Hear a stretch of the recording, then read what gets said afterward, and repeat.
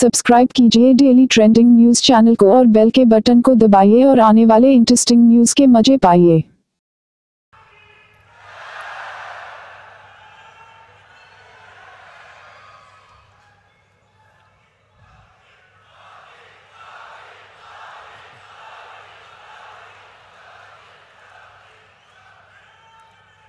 की आयो भा भेणो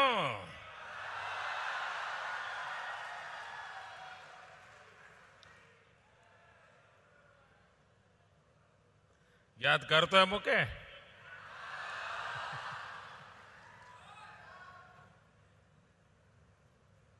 मंच पर विराजमान गुजरात राज्य के मुख्यमंत्री श्रीमान विजय रूपाणी जी, मंत्री परिषद के मेरे साथी श्री नितिन गडकरी जी, पवन राधाकृष्णन जी, मनसुख मांडविया जी, राज्य के उप मुख्यमंत्री श्री नितिन भाई पटेल, कंडला पोर्ट ट्रस्ट के ट्रस्टी श्री आरसी फड़दू, श्री मावजी भाई सोरठिया, श्री भरत राजगौर, भारत सरकार में हमारे साथी सचिव श्रीमान राजीव कुमार, भाई रवि और उपस्थित भाई और बहनों,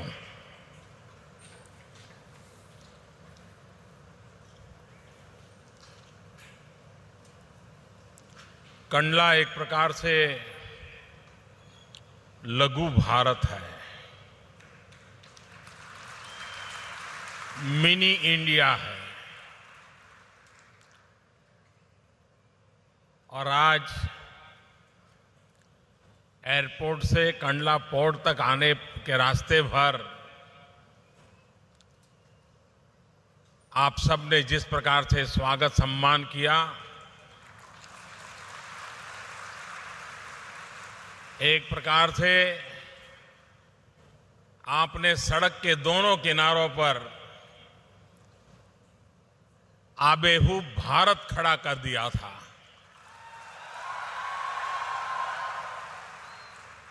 मैं आपके इस प्यार के लिए, इस स्वागत सम्मान के लिए आपका बहुत बहुत आभारी हूं।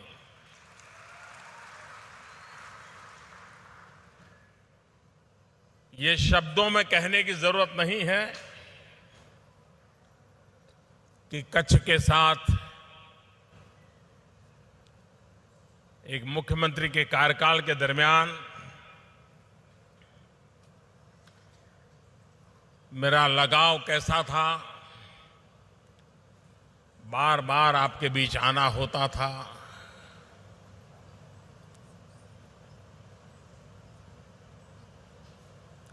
कच्छ की धरती में एक ताकत है।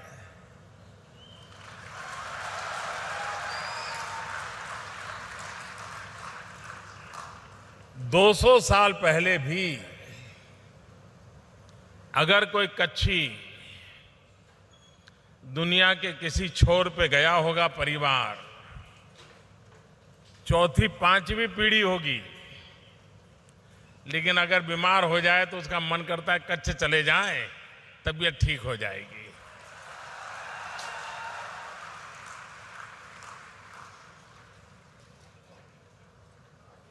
हम कच्छ के लोग पानीदार तो है, पर बिना पानी जिंदगी गुजारते रहे।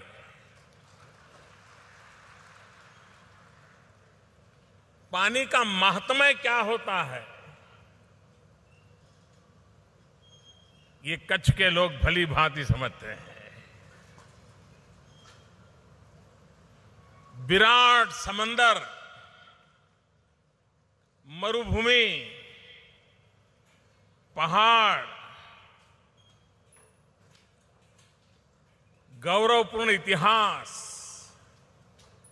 5000 साल पुरानी मानव संस्कृति के सबूत,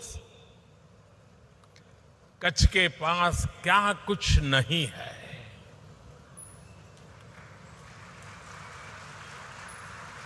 न सिर्फ हिंदुस्तान को, दुनिया को देने की ताकत इस धरती में है और दुनिया को मैग्नेट की तरह आकर्षित करने का सामर्थ्य इस धरती में है।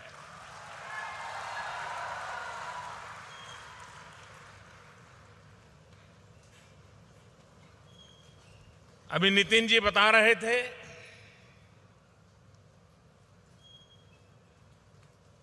कि आज जो वैश्विक अर्थव्यवस्था का रूप है,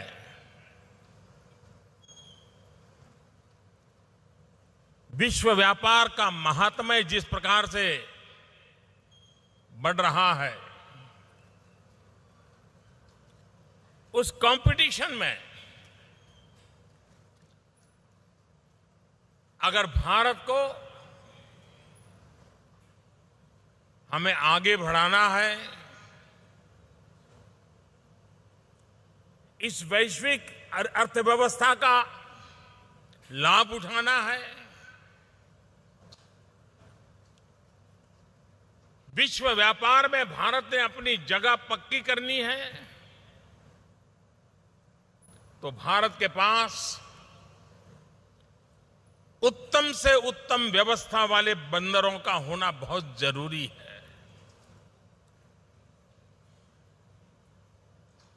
ये कंडला पोर्ट और आज जो चीजें वहां निर्माण हो रही हैं, एक प्रकार से कोई सोच सकता है क्या कि इतने कम समय में आज कंडला पोर्ट पूरे एशिया में प्रमुख बंदरों में उसने अपनी जगह बना ली है।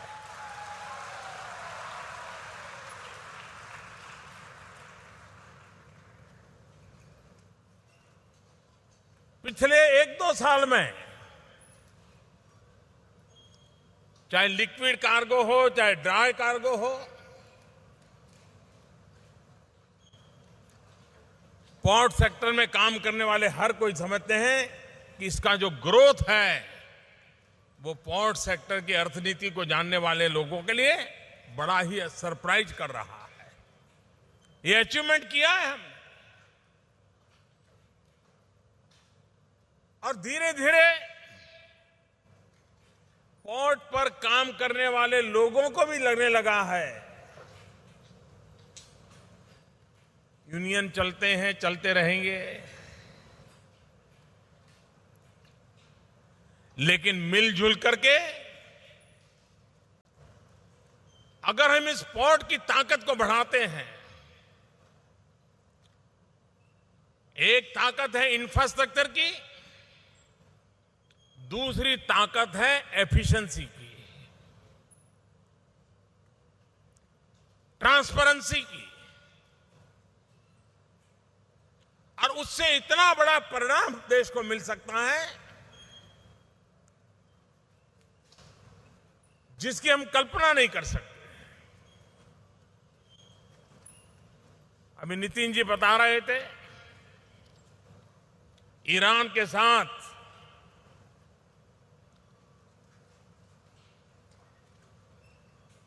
चोबर पोर्ट, उसका एक निर्णय हम लोगों ने किया है।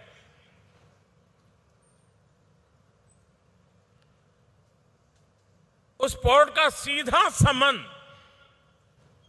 कंडला के पोर्ट के साथ आने वाला है।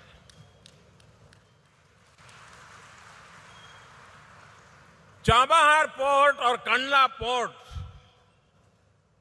इन दोनों का जुड़ना, इसका मतलब यह होता है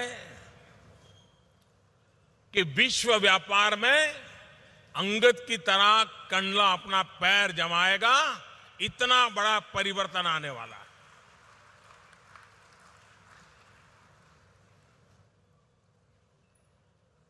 आज कंडला पोर्ट को मैकेनाइज करने की दिशा में कुछ कदम उठाए जा रहे हैं। कैपेसिटी बिल्डिंग के लिए 14 और 16 बर्थ के विस्तार और विकास के लिए योजना बन रही है। और बदलते हुए युग में पोर्ट सिटी का कंसेप्ट डेवलपमेंट का एक इकोनॉमिकल एक्टिविटी का एक व्यवस्था, उस दिशा में भी योजना बन रही है। ट्रांसपोर्टेशन को बल मिले और इसलिए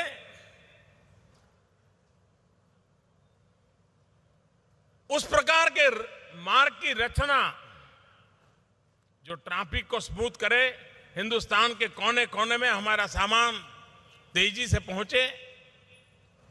जिस प्रकार से समुद्र में टर्न अराउंड टाइम, कोई जहाज आए, खाली हो या भरे, और कितने दिन में आगे चला जाए, इसमें जितना समय कम लगता है उतनी एफिशिएंसी की गणना वैश्विक स्तर पे होती है।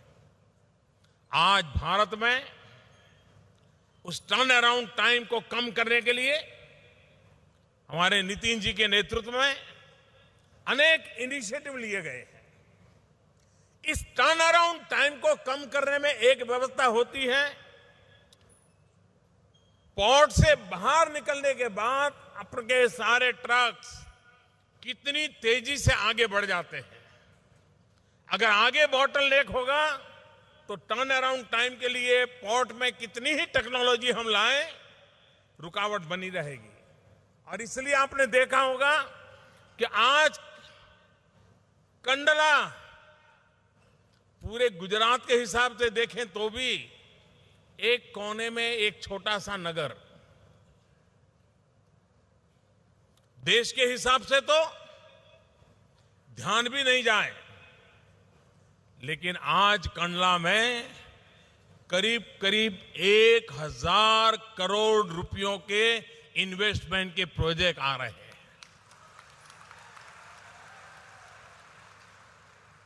एक 1000 करोड़ कोई सामान्य रकम नहीं है। हम कल्पना कर सकते हैं कि कितनी तेजी से आगे बढ़ेगा। अभी वो बता रहे थे कि रोड का काम है, हम 2 साल में टारगेट किया है। मैं नितिन जी को बता रहा था, हिंदुस्तान में रोड के सेक्टर में नितिन जी ने जो गति लाई है, कई वर्षों तक हिंदुस्तान ने ये गति देखी नहीं है। तो मैंने उनको कहा कि आपकी जो विशेषता है, आपकी जो क्षमता है, उसका लाभ गुजरात को भी तो मिलना चाहिए। तो उन्होंने मुझे कहा कि मुझे क्या कर रहा है। मैंने कहा ये रोड बनाने का काम 24 महीने नहीं 18 महीने में पूरा करके दिखाओ।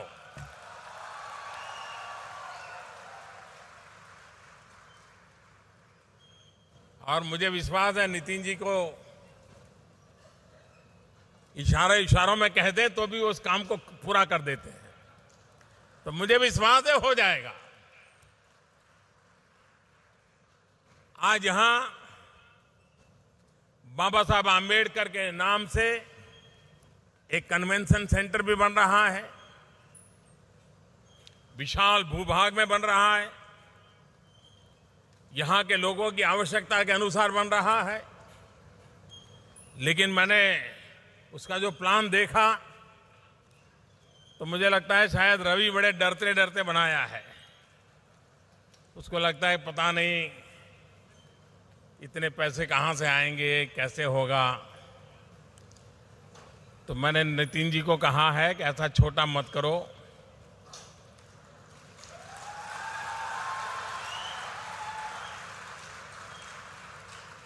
उसे कुछ नए सिरे से सोचो। उन्होंने कहा कि मुझे थोड़ा समय दीजिए, मैं सोच करके बताता हूं। तो ये कन्वेंशन सेंटर भी, क्योंकि जिस प्रकार से कच्छ का डेवलपमेंट हुआ रहा है, आज हिंदुस्तान में कोई एक डिस्ट्रिक्ट तेज गति से आगे बढ़ रहा है तो उस डिस्ट्रिक्ट का नाम कच्छ है।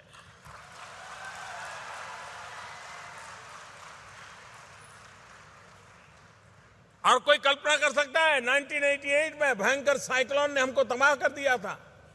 2001 भूकंप ने हमें जमींदोज कर दिया था। लेकिन इस मिस्ट्री की ताकत देखिए, यहां के लोगों की खुमारी देखिए, आज कच्छ फिर से चल पड़ा।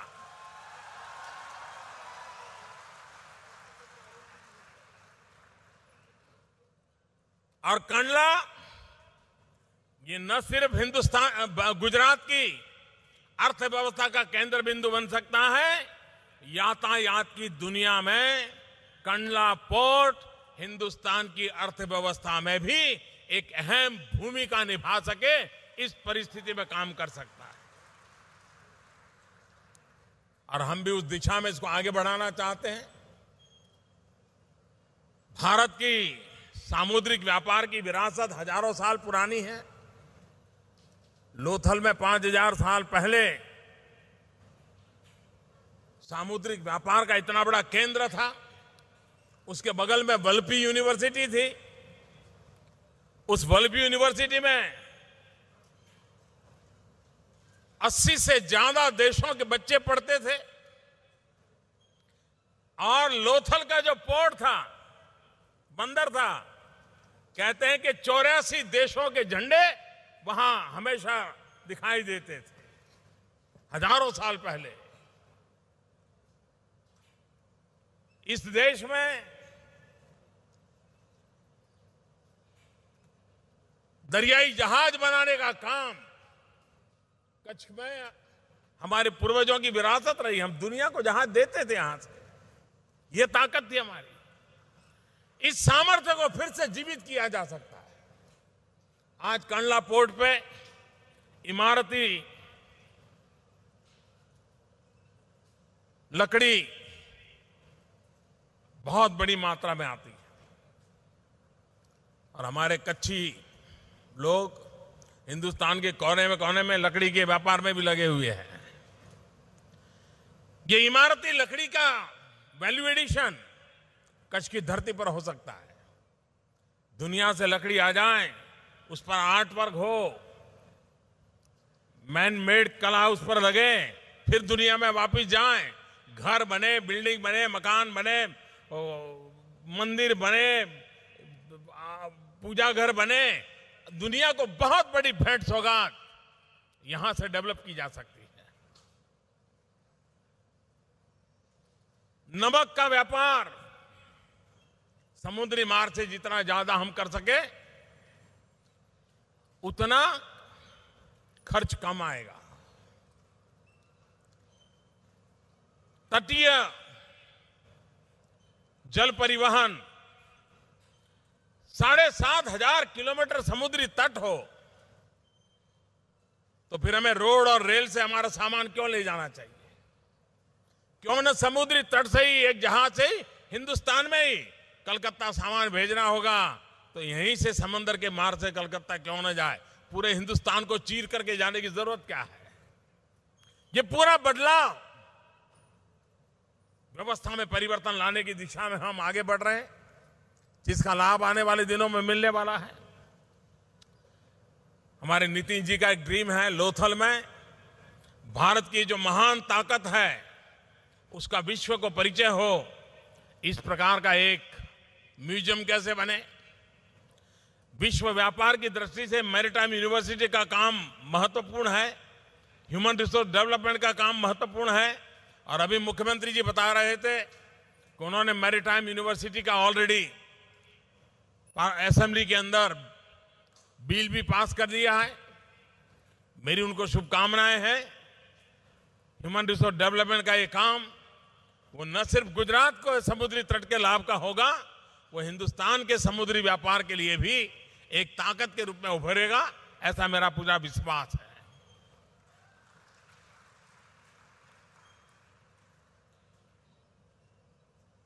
भाइयों बहनों, 2022 भारत की आजादी के 75 साल हो रहे हैं। मैं आज जब कंडला की धरती पर आया हूं, कंडला के लोगों को, कच्छ के लोगों को, गुजरात के लोगों को, देश के लोगों को बार बार ये कहना चाहूंगा कि 2022 जब भारत की आजादी के 75 साल हो रहे हैं, हम देश के उन वीर सपूतों को याद करें, उन महापुरुषों को याद करें जिन्होंने आजादी के लिए अपनी जिंदगी खपा दी थी। कई महापुरुष थे जवानी जेलों में खपा दी, कई महापुरुष थे जो फांसी के तख्त पर चढ़ गए, कई महापुरुष थे 4-4 पीढ़ी परिवार की तबाह कर दी। ये देश आजाद हो, इसके लिए उस आजादी के 75 साल 2022 में हम कैसे मनाएंगे। एक नागरिक के नाते हम भी तो संकल्प करें कि हमें आजादी के जंग में लड़ने का मौका नहीं मिला था, लेकिन भारत को दुनिया में सिरमौर बनाने के इस विकास की यात्रा में शरीक होने का हमें सौभाग्य मिला है। हम भी कुछ सकारात्मक करेंगे,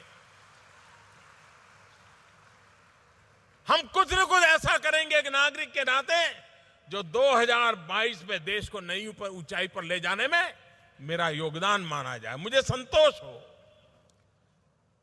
संस्था हो तो वो भी करे, चैम्बर है तो वो भी करे, नगर पालिका है वो भी करे, पंचायत तो वो भी करे, राज्य सरकार है तो वो भी करे। हर कोई अपने आप को संकल्पबद्ध करे और अभी 5 साल हमारे पास है, 5 साल में कुछ करके दिखाएं और तब जाकर के 2022 को मनाएं। इस संकल्प के साथ हम आगे बढ़ रहे हैं जैसे हमने सोचा है। इस देश के गरीबों की जिंदगी में बदलाव लाना है, चाहे गैस के चूल्हे का कनेक्शन हो, चाहे गरीब की झोपड़ी में बिजली पहुंचाने का प्रयास हो। 2022 तक हमारा सपना है हिंदुस्तान के गरीब से गरीब परिवार को भी रहने के लिए अपना खुद का घर हो।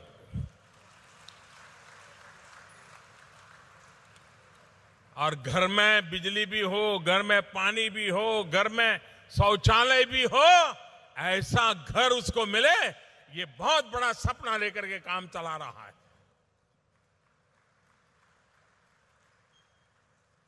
ये वर्ष पंडित दीनदयाल उपाध्याय की जन्म शताब्दी का वर्ष है। भारत के गरीब से गरीब व्यक्ति, अंतिम छोर पर बैठे हुए व्यक्ति का कल्याण कैसे हो, इस विचार को केंद्र में रखते हुए उन्होंने देश को एक नया चिंतन दिया था। आज देश पंडित दीनदयाल उपाध्याय की जन्मशती मना रहा है। तो मैं कंडला पोर्ट ट्रस्ट को, नितिन जी को, उनके विभाग को एक सुझाव देना चाहता हूं कि क्यों न हम ये कंडला पोर्ट है उसको दीनदयाल पोर्ट ट्रस्ट कंडला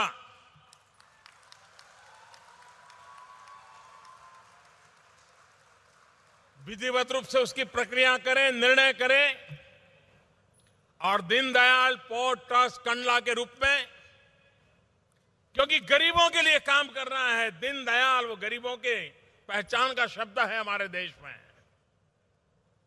जो दीनदयालु है वो भाव अगर हमारे सामने रहेगा तो हम निरंतर समाज के दबे कुचले, शोषित, पीड़ित, वंचित उनकी जिंदगी में बदलाव लाने के लिए काम कर सकते हैं। मैं फिर एक बार कच्छ की धरती में मुझे फिर एक बार आपके बीच आने का सौभाग्य मिला। आप सब इतनी बड़ी मात्रा में आकर के मुझे आशीर्वाद दिए, इसके लिए मैं आभारी हूं। नितिन जी का आभारी हूं कि इस कार्यक्रम में मुझे शरीक होने का सौभाग्य मिला। बहुत बहुत धन्यवाद।